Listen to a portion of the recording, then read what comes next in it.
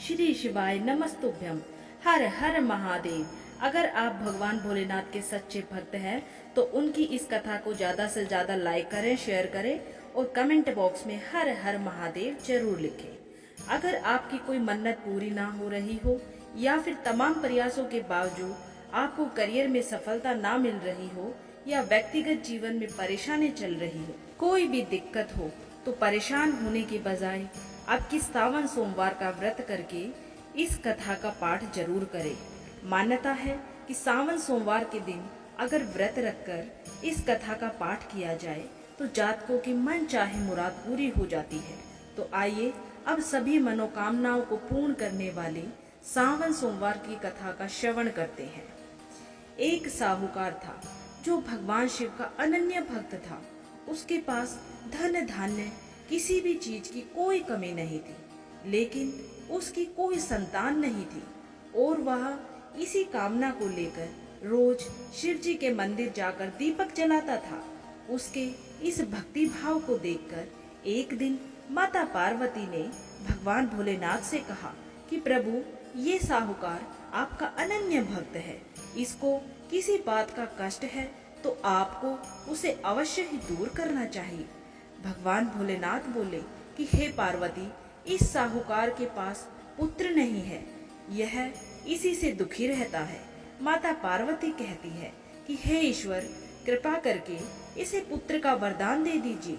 तब भगवान भोलेनाथ ने कहा कि हे पार्वती, साहूकार के भाग्य में पुत्र का योग नहीं है। ऐसे में अगर इसे पुत्र प्राप्ति का वरदान मिल भी गया तो ये वह केवल 12 वर्ष की आयु तक ही जीवित रह पाएगा।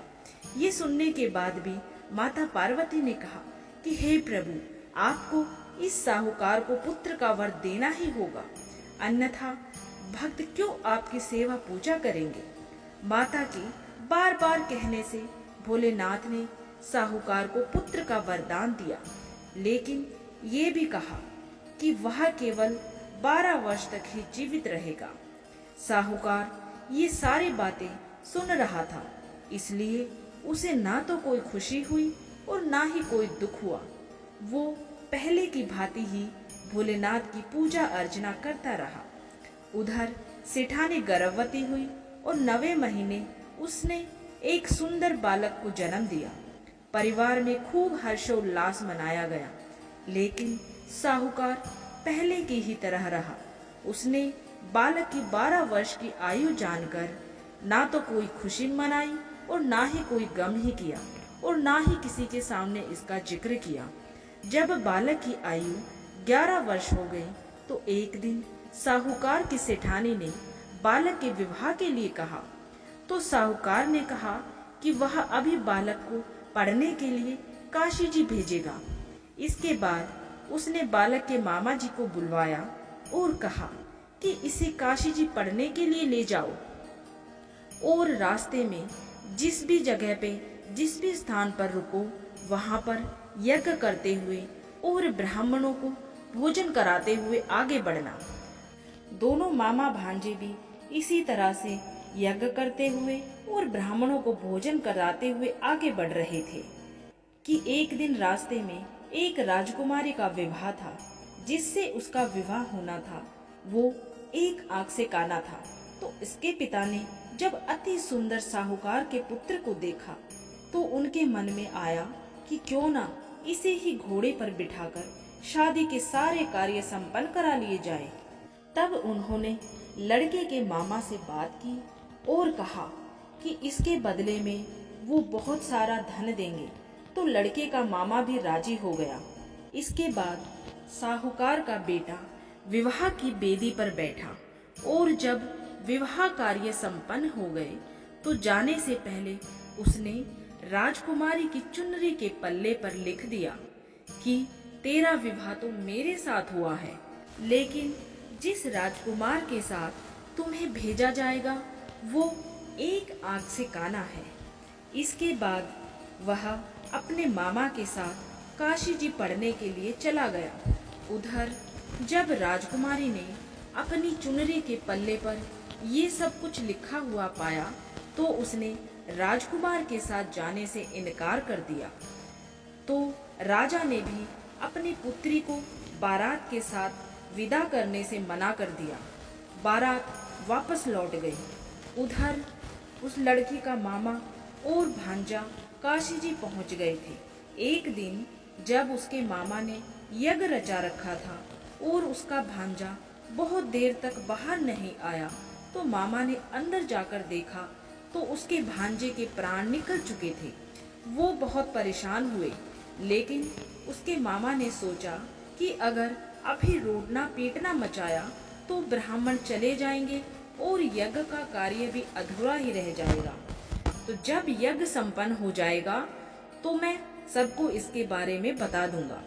जब यज्ञ संपन्न हुआ तो लड़के के मामा ने रोना पीटना शुरू किया। उसी समय भगवान भोलेनाथ माता पार्वती उधर से जा रहे थे। तो माता पार्वती ने शिव जी से पूछा, हे प्रभु, ये कौन रो रहा है? तभी उन्हें पता चलता है कि ये तो भोलेनाथ के आशीर्वाद से जन्मा साहूकार का पुत्र है। तब माता पार्वती कहती है कि हे स्वामी, इसे जीवन दान दें, अन्यथा रोते रोते इसके माता पिता के तो प्राण ही निकल जाएंगे। तब भगवान भोलेनाथ ने कहा कि हे पार्वती, इसकी आयु इतनी ही थी, सो ये भोग चुका है। लेकिन माता के बार बार आग्रह करने पर भगवान भोलेनाथ ने उसे जीवन दान दे दिया। तब लड़का ओम नमः शिवाय, ओम नमः शिवाय करते हुए जी उठा और मामा भांजे दोनों ने ईश्वर को धन्यवाद दिया और अपनी नगरी की ओर वापस लौट चले। तब वापस लौटते हुए रास्ते में वही नगर आया और राजकुमारी ने उन्हें पहचान लिया। तब राजा ने भी राजकुमारी को साहूकार के बेटे के साथ बहुत सारे धन धान्य के साथ विदा किया। उधर साहूकार और उसकी पत्नी छत पर बैठे थे।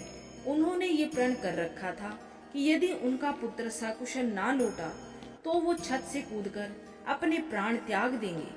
तभी लड़के के मामा ने आकर साहूकार के बेटे और बहू के आने का समाचार सुनाया, लेकिन लड़के के माता पिता नहीं माने। तो उसके मामा ने शपथ पूर्वक कहा। तब दोनों को विश्वास हो गया और दोनों ने अपने बेटे बहू का स्वागत किया। उसी रात साहूकार को स्वप्न में भगवान भोलेनाथ ने दर्शन दिए और कहा कि मैं तुम्हारे पूजन से अति प्रसन्न हुआ। इसी प्रकार से जो भी व्यक्ति इस कथा को पढ़ेगा या फिर सुनेगा, उसके समस्त दुख दूर हो जाएंगे और मनोवांछित फलों की प्राप्ति होगी और सभी कामनाओं की भी पूर्ति होगी। तो इस प्रकार से सावन सोमवार व्रत की कथा संपूर्ण हुई। बोलिए हर हर महादेव।